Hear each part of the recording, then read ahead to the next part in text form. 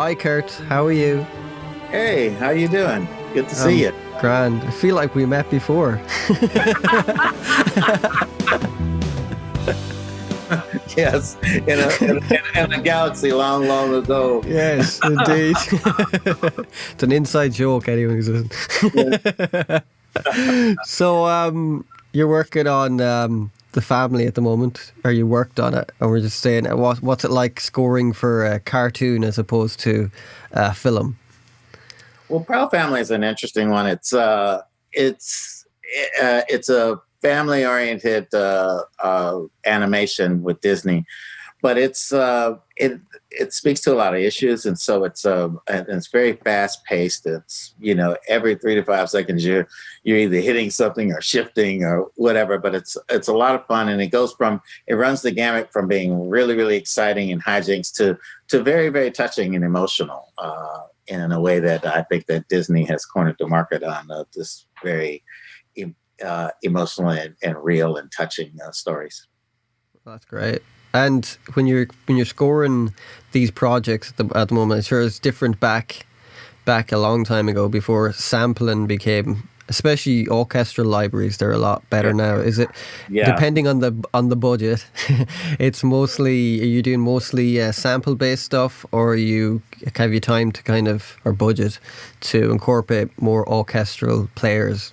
Well, it's in this case, it's very sample based and with a few live players and uh, vocalists and things from here and there. It's a lot of songs that are involved in it, so we're involved in writing the songs as well as the score, and it's exciting because it's wall to wall music every minute. And when I see it all together, when we go to a mix and you see it with all of their effects and everything, and all of the music, all of the songs. That's which many of these songs we started. Uh, I think in I think we started back in March of 2020. Oh, So whoa. yeah, yeah. We started doing the theme song in 20 August of 2019. Then the songs all throughout the early part of the pandemic, actually, and we've just been doing the scores since September, and it's been fun, But it's a long track, and sometimes I don't remember the songs. Oh, I say, oh wow, that's a really cool song. I wish we'd been on that. Say, yeah, yeah. So you wrote that one, dude. Yeah. Yeah. Uh, That's the thing, about being a composer. I've talked to many composers on the show, and like I write music as well myself. It's like people were talking about being in a lockdown, but when you're composing music, you're kind of in a lockdown your whole life. There's no difference. yeah, exactly. I said all I can tell you is college practice rooms. Yeah, Probably smaller than my desk right now. My drums were yeah, touching the door. I mean, come on. It's we're used to being in a little cubicle for hours and hours a day. We were made for this. yeah, exactly. But Except for the sick and die part, which is pretty normal. yeah, yeah. That's the worst part. But it's like your room where you kind of write. It's kind of like your own little tiny world. There's a Yeah. sort of comfort there, isn't there? Yes, yeah. Again, just something that composers and musicians are very used to. They're used to being on their own a lot, especially composers can be a very solitary thing. Hmm. My Hmm. friends are always asking me, I know so and so who's a composer or a musician. Do you know so? I said, no, not really. I've heard his name or her name before. Yeah, yeah. Never sat in a room with him. Or we all get together once a year here in America for these various award shows. But that's it's a solitary thing. You're getting in there. You're sitting in a room, dark, windowless room with in my case, with an old Dutchman for 16 hours a day. And Wow. I talk with I have conversations with Renee, my engineer. That's it, and then when musicians come in, when we're doing live projects where it's a large amount of musicians, always a lot of fun, getting out of my own head and my own Yeah. crazy and inviting in some more crazy. Yeah, it's always a good thing. It's Yeah. incredible though with the way samples, especially orchestral samples, have gotten so good. I remember back in the day that East West was that old one, which was decent, and when you listen to it now, you're like, "Whoa, that wasn't so decent." Yeah. They're incredible now. In the early part of my career, I wouldn't use them. If we couldn't do something live, I'd say rather not, because it was so grating and Yeah, unrealistic that it only worked if you didn't try to act like it was an orchestra. If you just tried yeah, as just like a sound effect or something, that worked for me. But nothing in terms of just, hey, I'm trying to do an orchestral type piece here and use these sounds. It didn't work. But now there's it's just been a quantum leap forward massive. with how these sounds how they're able to be used, how good they are. It's absolutely amazing. So it opens you up to be able to do different things, but it takes a lot to make Yeah. it really work. I think it takes more time than most showrunners would think. They think, oh, he's just in there with his little synth, and he can pop that out by lunch. A whole episode. We can do an hour of music in 25 minutes, and it really doesn't actually work that way. There's a lot of thought process that goes into how to take these fairly good samples and to combine them and to go through the processing of them to make them really, really sound very authentic. Yeah, there's a whole, like you were saying, there's just a whole learning curve, because you have to, legato, if you play everything on legato and the way it changes, you can't really change very quick, so you have to use key steps and stuff like that. Have you ever heard of I'll show you this thing. I have a thing called the touche. I don't know if you ever heard of it. Yeah. It's see this little thing here. Oh wow! Okay. And what you do is you can say you're playing a string part and you have the dynamics turned down. You can go like that and it'll turn them up, and you can move it sideways and do all this crazy stuff with it. It's amazing. It is amazing for orchestral stuff. Just kind of doing crazy stuff. So you can you have 4 points on it, and you just kind of can turn it and stuff like that. So when you're playing a string, you can kind of vibrate it. And if you want to do spizzicato stuff, you just go and it'll play it like you're kind of playing it. Yeah, that wasn't an endorsement for me. I wish it was, but it wasn't. It's just, I like it. I have to tell my programmer about that. I'm one of the few composers out there. I actually don't program. I don't. Oh, do you not? No, the only thing I use a computer for is to exchange emails and get on Zoom. That's it. You're a smart man. To me, I was working during that transition from doing when I first started, all of my shows were live. Every single one of them was an instrument. And I watched it go from that. I might program something about 10 or 15 times a year. Not shows, but 10 or 15 cues a year. And then it went from that to everything is programmed, and you're begging to be able to get some live players here and there. And during that period, I had already broken out to a point where I think it was 1991 the last time I did not have at least 5 shows on the air. And you go switch forward to a year like what we just went through, and we did 22 different TV shows and movies. And so in that process, I had already broken out, and the time for me to sit in a dark corner and learn programming. I said, look, I really looked at myself. I said, look, you play 20 instruments. Do you want to learn another? And my answer to that was no.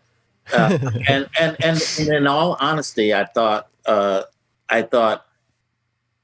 programming is a full-time job as far as I'm concerned. Yeah. Keeping up with all of the things that this does this and this does that, and going reading manuals and check and hanging out with other guys that might know this, and going online and finding out that. You could either have me do that, or you can have me write another episode. I'd rather pay somebody to get to work and press some buttons, and then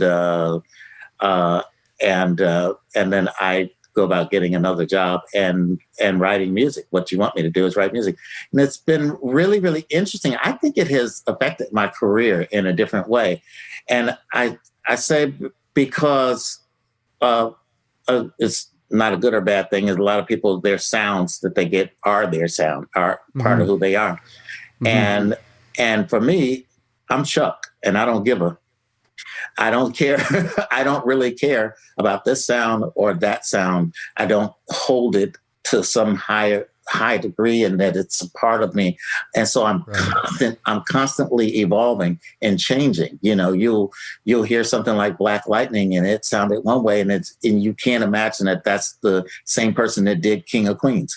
And you can't, which I created around the same time I did the Parkers, I was still working on Moesha, and then and Sister, which doesn't sound like Real Husbands, which doesn't sound like Stitchers, and so I don't have that Kurt sound of synths of programming. You know, I've worked with a number of different programmers over the years, and the programmer I'm with right now knows that the drill is change.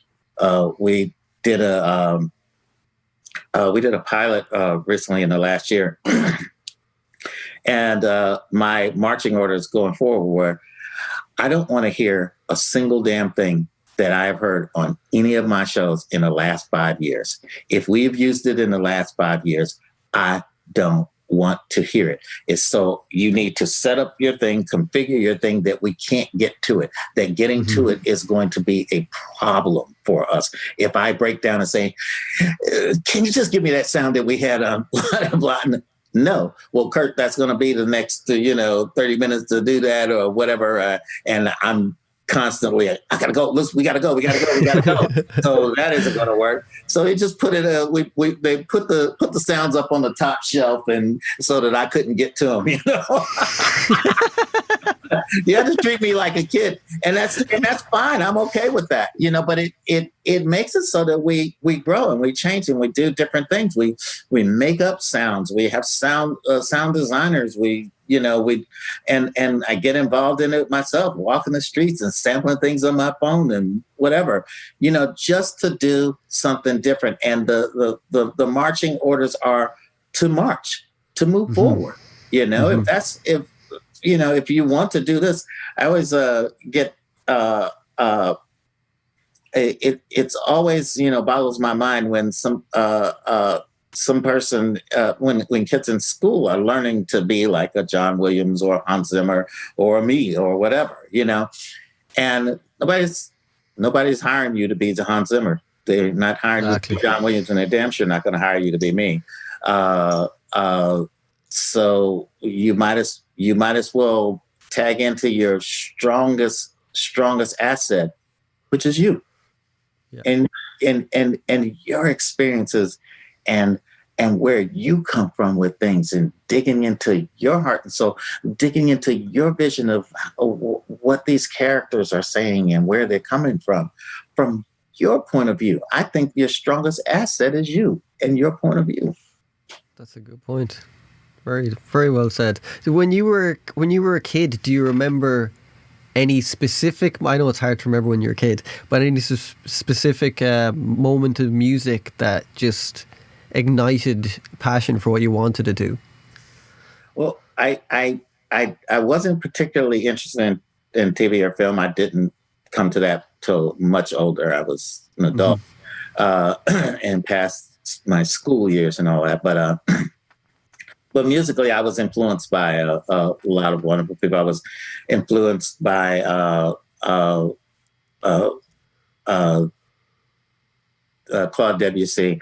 I was super influenced by Charles Ives in the. Oh yeah, wow, he's I amazing. remember hearing Charles Ives for the first time when I was like around 15, 16, and just thinking. And I went to the library and started looking up everything that I could find to read on about Charles Ives. I was just obsessed. Hearing his music really affected me a lot. Keith Jarrett affected me a lot. I remember the first time hearing Miles Davis, but I came to Miles backwards. I was into Weather Report, and then Oh wow. I loved Wayne Shorter, and I started playing soprano sax at that point because of Wayne, and I heard that this Wayne Shorter played for some guy named Miles Davis, and I said, really? Who's this Miles Davis guy? And even though I heard the name around my house, my mom and dad might have said it once or twice. I didn't really know much about him, and then the first thing I heard was "Bitches Brew." So, oh man, that's heavy. And can you imagine? As a teenager, when you're able to be so heavily influenced.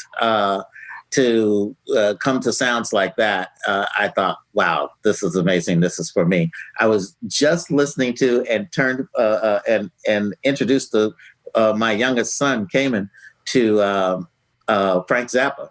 Oh wow!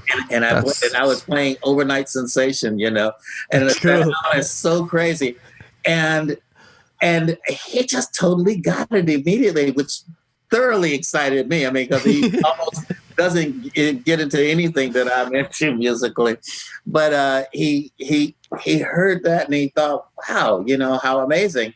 That's what's beautiful about music. This music that Frank did, that I heard, the first time, over 40 years ago. Now my 14-year-old son is hearing it and feeling a lot of the same things, I believe, just an excitement and what was that, sort of thing, I mean, that's the beauty of music, and it can translate for years and years. And why did somebody put something together in a certain way? And it's, I love that about it. I never get bored with it. No, because there's always something you can find. Like there is always something you could like. I remember the first time I heard like something like Fela Kuti, and I was like, oh my god, all those kind of cool rhythms and stuff like that. And then the first time you hear the Beach Boys, the first time, like it's like a melting pot of so much stuff, and you can always use that in your own inspiration to do music and just kind of create like a nice meal, I suppose. Yeah, absolutely. I am constantly inspired by some of the things that I grew up on, which I've been lately trying to go back and listen to some things and just and do some more listening. But what are you listening to? What are you listening to? I've listened to a lot of old Joni Mitchell, actually. Oh wow! I went to a inner city school, and guys would, had to ride that bus, and and everybody's, got there, somebody would have an album under their arm, but it would be like whatever the R&B, the group of the moment, Ohio Players or whatever. And I was slipping the Joni Mitchell Blue album inside of a James Brown cover or something, just so brother didn't have to go through no madness on the CTA. Y'all know what I'm talking about in Chicago. So were you, as a kid, were you like the only one listening to like Joni Mitchell and stuff like that? I really eclectic. My oldest brother sent my brother Brian and myself. He sent us a record player, and he sent us a bunch of records. And you could think some of the albums that he had, one of them was Jimi Hendrix Experience, the first one.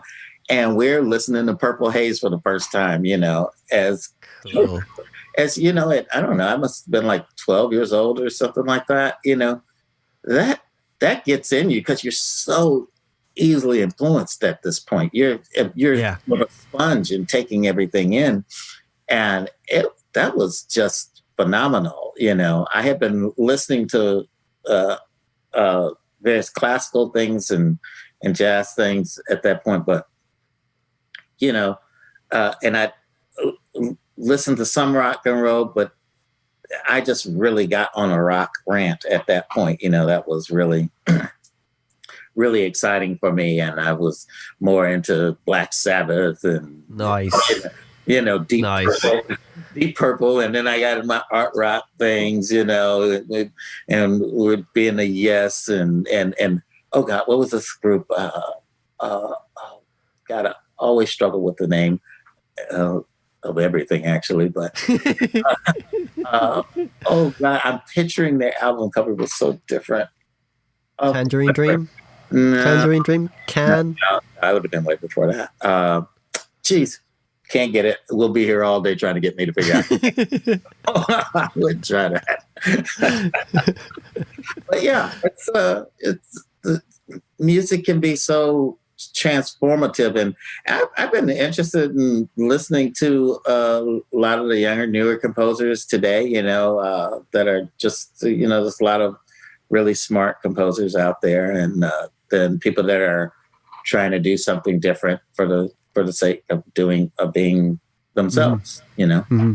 So did you write your first symphony at 12? Did I get that right? Yes. That is very cool. Wasn't very good. Was it not? It was, you know, I thought it was amazing at the time. And yes. And I always tell people it was more about the challenge, you know. Mm-hmm. It was more about the challenge that you can do, you know, the difference between folks who succeed and do amazing things and folks who don't many times is that person that succeeds just does it. Yeah. They just do things while you're trying to figure out the rules of it and whether I should, and would it cost too much, and would this be too time consuming, or would that be too hard, or how silly it is, or blah, blah, how could you? Yeah. Those of us that have already just done it. We're already halfway done while you're trying to figure out all the reasons why you could or why you should or shouldn't start. Yeah. You know, and after that point, I felt like I could write. I felt like it wasn't as scary. And then when I look at it when I went to a school in high school, CBS in Chicago, which had a full music program at that point. They had over 200-piece marching band. They had over 100-piece orchestra, a full choir department where you could major in vocals, in vocal music, and we inhabited an entire floor of a school where we had our own math teachers and English teachers and whatnot that would understand that would help us. If we had a big test, they would set something aside. They would make some arrangement if your orchestra was on tour or had a performance or had this, that, and the other, the band was playing for a game or blah, blah, blah. You were able to be let out of things, or, you know, not so much let out, but they would accommodate it. They would make so you could do your test on a different time. You could do cool. And it was all about making you a really, really, really, really good musician, you know? And so having already written a symphony and then coming into, I majored in orchestra, having an orchestra there all the time. And I was writing things for them. We had big bands, and I was able to write big band arrangements. I would go by ear, go look at a Chunk Mangione piece and sit up all night writing out every single part by ear.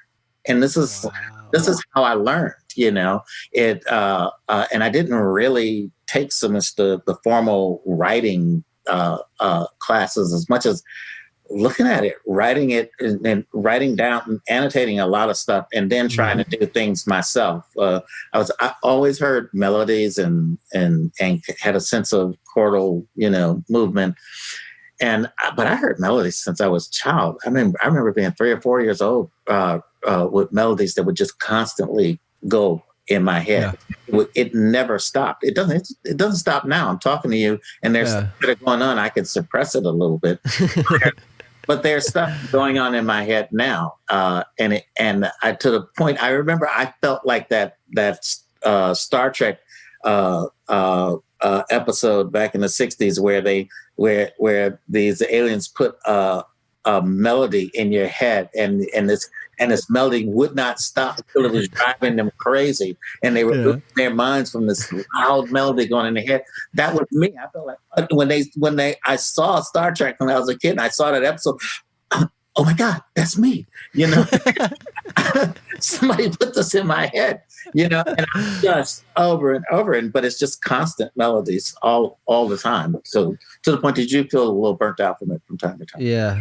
Do you do the old lying in bed and you have to get up and write something down? Oh, constantly. Yeah. Constantly. I used to have, I'm actually going through some of these old things. Hi, kids, for you. These are called cassette tapes. Oh, old school. And oh, yeah, I used to have a dictaphone and do the old hum into it. Yeah. Yeah, same as. Yeah, this is the true story. Many of my theme songs have been written on one of those. I used to have a little Walkman and sing into it. And if I didn't have my Walkman, by the time they had answer machines, I would call into my phone at home and leave a message on there. Yeah. But yeah, it's constant, that you hear things. Now I'm a little bit more of the moment, and I try to suppress it. I try to not until I'm actually doing it. My feelings on writing for picture is that if we're supposed to tell people what to feel, then we should be as close to our feelings as possible. Yeah. Our real authentic feelings. So subsequently, I don't watch the TV shows or the films that I'm doing very much before I'm actually doing it. The directors and producers will always say, "So, how early do you like to get the picture? Could we get you some early cuts?" I said, "No, you don't have to do that." I said, "Well, if a guy walks into this room and it's 10 of us sitting in this room, somebody walks in and just shoots somebody, everything in your body is just going to jump alive, and you're going to be what? Mm-hmm. And then he goes around and he just does one more, and he does one more, and it's still sitting there, and it's no more the shock as much as it is. Okay, you're getting in your head now. Like, how am I going to get out of here? Can I do this? Can I do that? Boom, boom, boom. So you're starting to think more.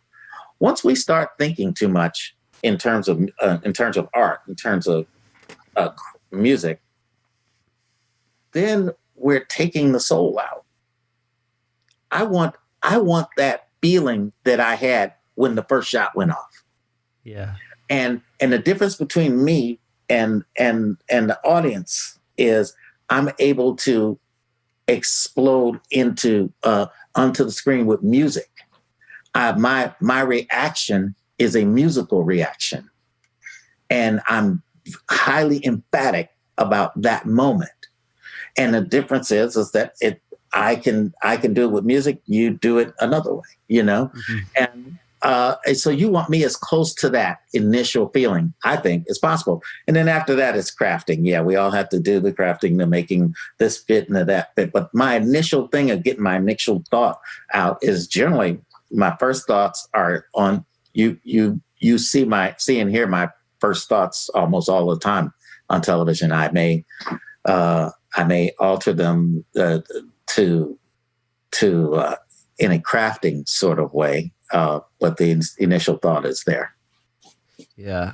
How crazy is it if you think about it? Because when I was growing up, I would have been listening to a lot of your scores just because of the TV shows I'm watching. I'm watching King of Queens, Sister, all those kinds of stuff. Does it blow your mind that how many millions of people must have heard your music?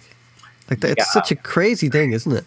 Yeah, that it really, really is when you actually think about it. I mean, a show like King of Queens in the United States alone was probably averaging around 22 million people a night. It's crazy. Every Monday night when it came on, and you really can't even wrap your mind around it. And that's just here. And then it goes into syndication, and then it's playing all around the world in so many places.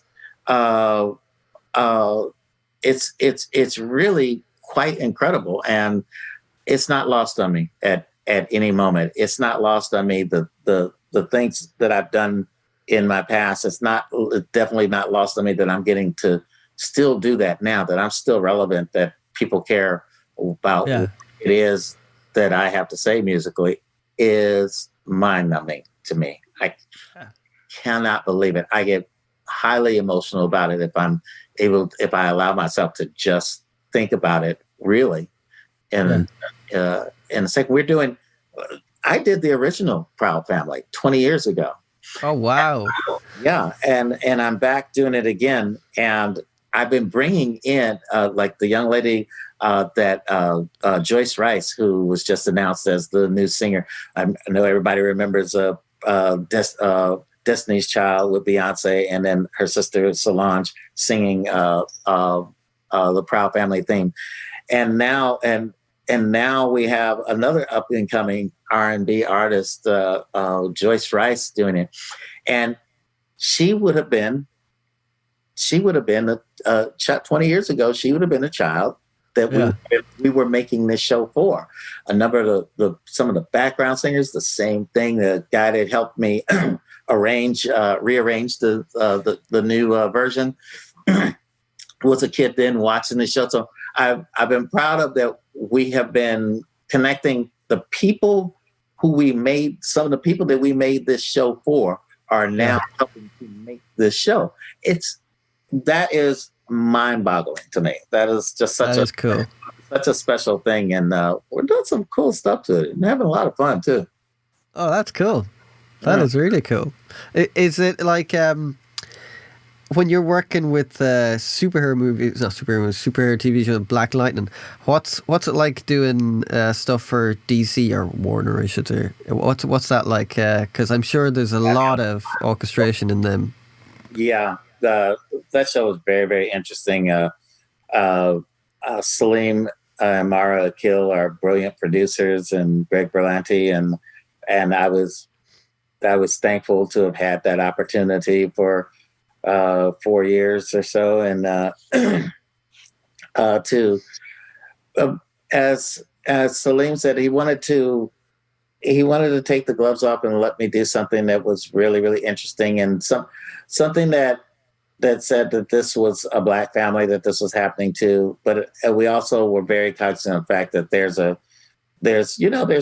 superhero lore in music. You want to hear want to hear the soaring French horns, with the hero theme and all of that. But at the same time, we wanted to know that this was happening to a Black family. Now how are you going to do superhero music and still make this acknowledgement? And so that was the challenge every week. The challenge was also that there were a lot of songs involved in it, and I'm really big on that. If we're going to do all of this going between songs and score, it can't be, well, here's the songs, and now here's the score, and now here's the song, back to the score. If you're doing it well, in my opinion, you do it in a way that you can't tell where one ended and the other began and took off, and until you're halfway in and you say, oh my God, now we're in score, And I was very proud of how we did that. To this day, if I happen to see something that we did with that show, I was like, wow, that was a great transition. Oh my goodness. I was a good 30 seconds later before I realized we were out of the song. That's cool. So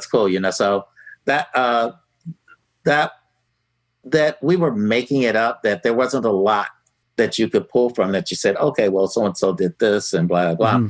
We were like out there just making it up as we go. And I had tremendous support from the showrunners in terms of being open to any silliness, most silliness that I was willing to do. So that was kind of cool. So every project, well, I think that's cool that you're trying to do something different on every project musically. You're not trying to recreate, because it's so easy. We all have kind of certain chord patterns or things that we kind of are very us and familiar with, and they're easy to go to when they work.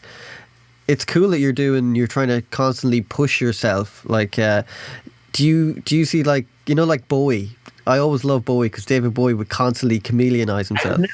I know. I use him as an example all the time, and it doesn't. It's not good, better, best. It's this path or that path. There are people that create a sound, and that's who they are. You call them for that, and that's that. And that's great. That's fantastic that they know themselves so well, and their vision for things, and they're so wrapped in it that they can just pull it off like that, and in any environment. It's fantastic. But then there's the David Bowie type that you don't know what you're going to get on any album. And matter of fact, that becomes the thing that you're looking forward to. Who are they going to be this time? I was telling you earlier how we had changed one of changed the sounds of. We were doing it was the spinoff of Black Lightning that where we changed up things a lot. There was a spinoff called Painkiller, and if people look up for it, it aired as an episode of Black Lightning. Listen to the music. It's other than a nod to one of the love themes from Black Lightning. Other than that, nothing sounded like that. You couldn't possibly be further from where that show was. I definitely highly suggest people. You can go on my SoundCloud on and be able to hear Painkiller and put it up right next to Black Lightning, and you won't hear anything that's similar to it. Just the whole thought process of how we did, how we played action as opposed to what we did with Black Lightning. How we the sounds themselves. There was really pretty much nothing that we used that felt the same, and we processed everything times 10. There was nothing that didn't get touched. That's all I got to say. It might be this sound, but then we twist it and turn it into whatever. Yeah. And that's fun. That's the thing. That's what it is for me. That really, really, really is what it is for me. In the same day, I could be working on the Proud Family and then be working on the game that is very different. And then I can work on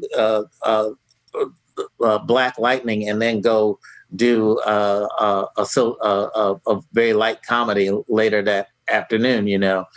That's what keeps me alive. I swear. I see how Bowie did that, and it's what makes it feel natural for you. It really, really is. Yeah, all those artists, I find they're kind of, for me, they're the most interesting. Like Miles was Bowie and Miles, like they're very similar in the way that they constantly would change, because it's boring doing the same music all the time because you've done it. You're like, well, I've done that, so now I want to do this, and there's just something more. You might fail, but there's something great in trying to do something different, and you're trying to almost test yourself against yourself. It is. You're excited for that moment. You could fail. You could be. I did a show called Stitchers that was about this secret government agency that would hack into the minds of the recently dead. So we're already got off to the races. We got something really different that we can deal with there. And I thought, oh wow, and they said they wanted to be really different. I said, so how different you want to be? Because I can get you kicked off TV. So just let me know how far it is that you want to go. And I'm willing to go there. The show has to be able to accept. I don't make changes just for the sake of changes, because I'm part of a team in an existing work of art. Okay. This TV show or this movie already exists before I ever get there. And when I show up to add my part, it is to add on to it, as not to reinvent it or to make, although music can make things feel very, very different. We're not making it from the ground up. There's some shows that the style of the show does not lend itself to being as far out in the cornfields as I might want to be sometime. And so I saved that for another day. I'm working on a show right now, First Kill, on Netflix, and it's from a YA book about a young lesbian love affair in between a legacy vampire and and her family, and a young lady whose family was has for centuries hunted vampires. Okay. And, yeah, but they fall in love. And Right. I'm very proud to say I'm 64 years old, and I'm not who you would think naturally to do the music for a couple of 16-year-olds, a couple of 16-year-old vampires and vampire hunters, uh, uh, with their or young girls with their love affair, but it just fit. I fit with this because I just connected with their relationship so much. I just could bury myself inside their heads so easily and deeply and profoundly. It just became real for me, Yeah. and I just love it. I adore going to work on it every day. And the producer, the showrunners, Felicia Henderson, gives me a latitude. Woo, maybe I finally will get kicked off TV this time. I don't know. I'm having a great time. I think it's a fabulous, fabulous show. I can't wait for people to see it. I have a wonderful team of great musicians. My guy Bari, we have a lot of vocals in the score. Our vocals are a very huge part of this score. In that it's not always, you can't always tell that what you're hearing is or is not a vocal. There are a lot of sounds that I assure you are not what you think they are. It's came out of a guy's mouth or a girl's mouth, and we chopped it up and did everything to it that you could not believe that's. And then there's elements that you say, "Oh, yeah, I know that's a vocal. That's a vocal with a such and such on it." Okay, Yeah. There's going to be parts of the percussion section that you're not going to believe that wasn't percussion of some sort, but you can't figure out where he got that sample from. Cool. And That's cool. And I got it from somebody's mouth, and That's cool. and so Crazy what you can do. It's crazy what you can do nowadays. crazy what you can do if you have the time to do it. One of the great things about the shows, we've had the time to lean into it and do some special things that I think feel particular to this show, and I'm really excited. I have a great team of guys. My guy Bari, who comes out and works with me on this. It's so magical. He's such a creative force and just a brilliant musician and singer, and comes with things with such interesting sound choices, and is willing to listen to the old guy say, "Hey, now let's really fuck that shit up." Hey kids, now let's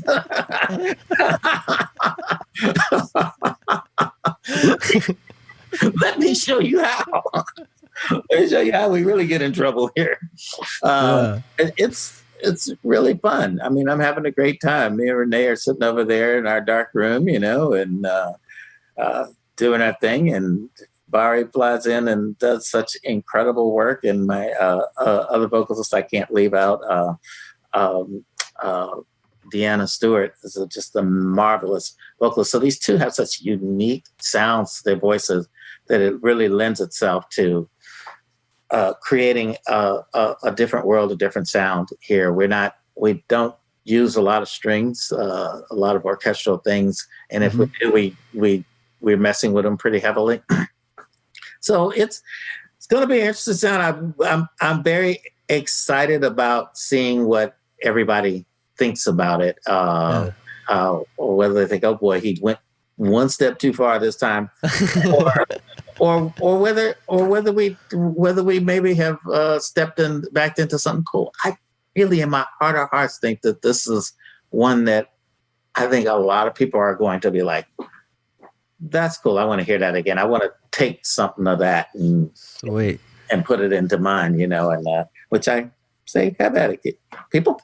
That's cool. Like, but it's amazing, like, if you took a lot of music or even the sound design of music out of films or TV, how odd the show would work. Because, like, music tells the story as well as anything. Yeah. That's our job, to help flesh out the stories. It becomes a very different thing. I mean, I've watched this particular show change so much based upon what sounds we put in it. It's a different thing. It was tracked in one way, Yeah. and I said, well, that's not where I'm going with this. I mean, I'm trying to create this other world, and it's always this. I always need to remind myself that, hey, we have a sound. There was an episode that I thought was a rare thought, that it was tracked so well with such amazing music that you start thinking, oh, how will I ever beat this? This is really, really freaking good. They're doing everything right. They just are. And we came, we saw, we kicked its ass.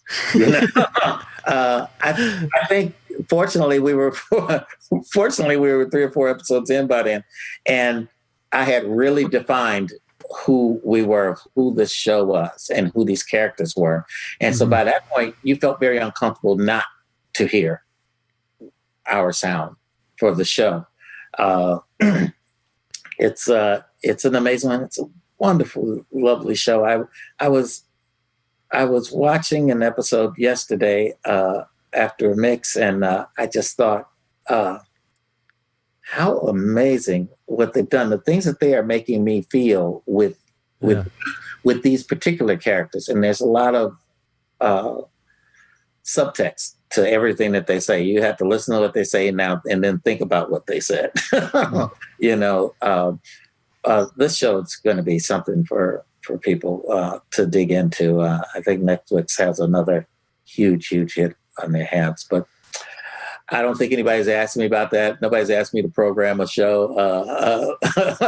I'm just a drummer in this band, but I think they I really think that they have an amazing project here. And when's that released? I don't know. I'm just pumping out music. I know when I finish, but I don't know. I don't know when they start. I believe sometime soon. I'm hoping in the early spring that people will get a chance to see this. It is, and we were talking about Black Lightning and the combinations of music and songs and score. There's a big element of that in this show too. And the music supervisor, Ashley Neumeister, freaking amazing.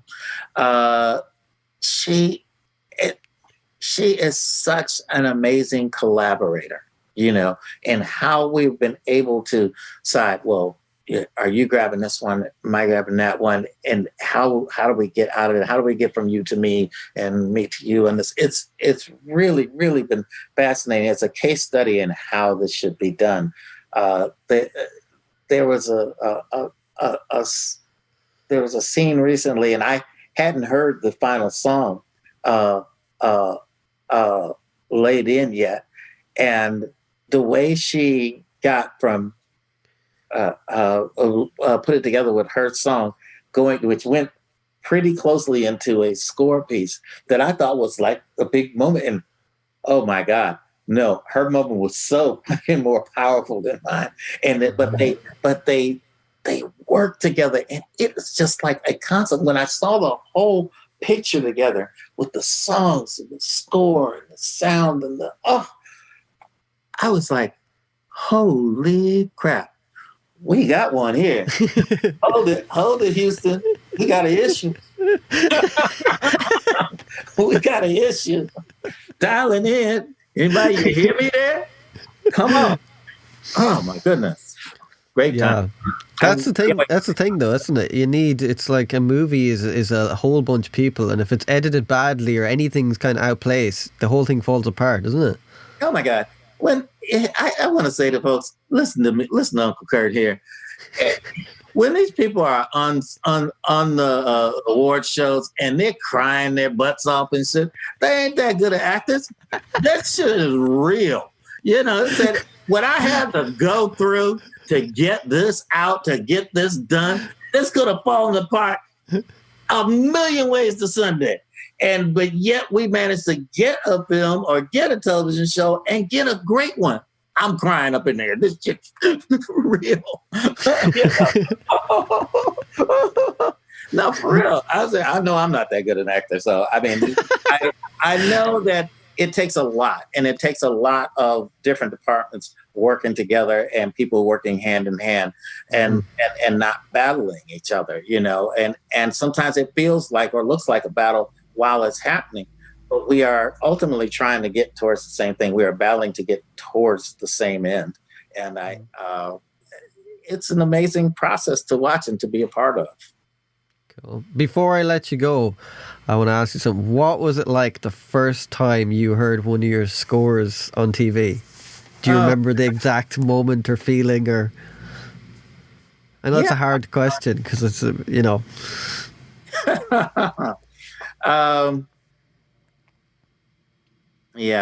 It's.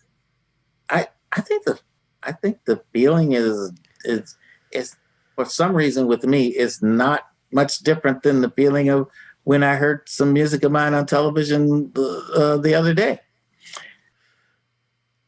I can't believe it. Really? I really can't. I can't even now today. I don't believe that they let me in. I think that someday somebody's going to come and take the keys and say, you got to get out of here. I cannot believe it. I'm immensely grateful. And I can't believe it. I sit and I keep wanting to look at it again and again. You know, I can watch. I'm not that person that says I don't watch my things. No, hell no. I'm sitting there watching them. I'm analyzing and saying, oh shit, you're so fucked up there.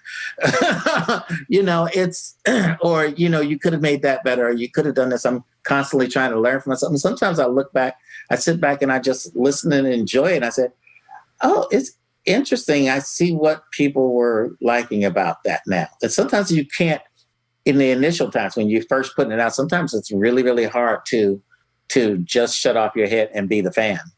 So, you know, I think later, sometimes more than the first time, I think right now I feel it even more powerfully than the first time. I really, really do. I have an appreciation for what it took and that I can lose myself as just a fan. I think is a much more exciting moment than being so wrapped up in my music. Yeah. I want to watch the show. And when I stop listening and I'm just paying attention to the show in the moment, I just think, wow, how cool is this? How cool that I get to go to work every day and do this? That virtually every musical thought that I have gets onto TV because I work in television 7 days a week. I mean, it was last February, the last day I wasn't doing music or television. Cool, man. You know, that is cool. You know, darn cool thing is I am for sure. I am so lucky. I can't begin to tell you.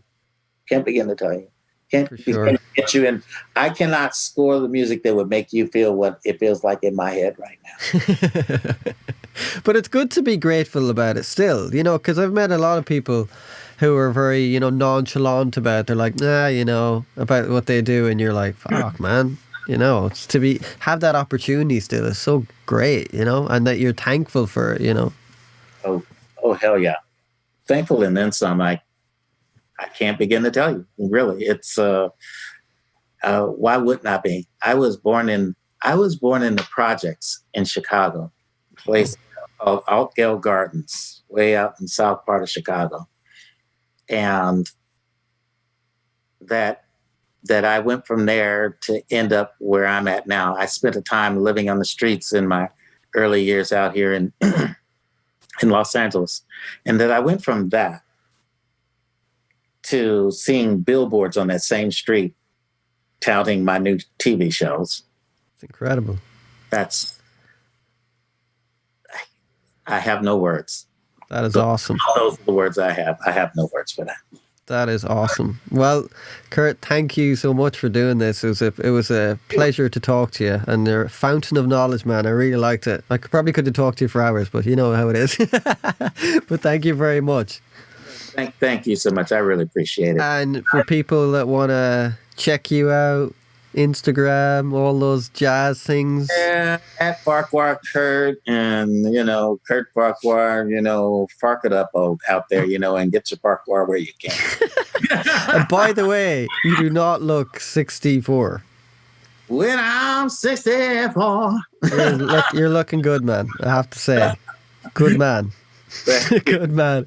Right, brother. Thanks so much for this. All right. Great. Take care. I look forward to the new shows. See you, Kurt. Bye-bye now. Bye, bro. Bye.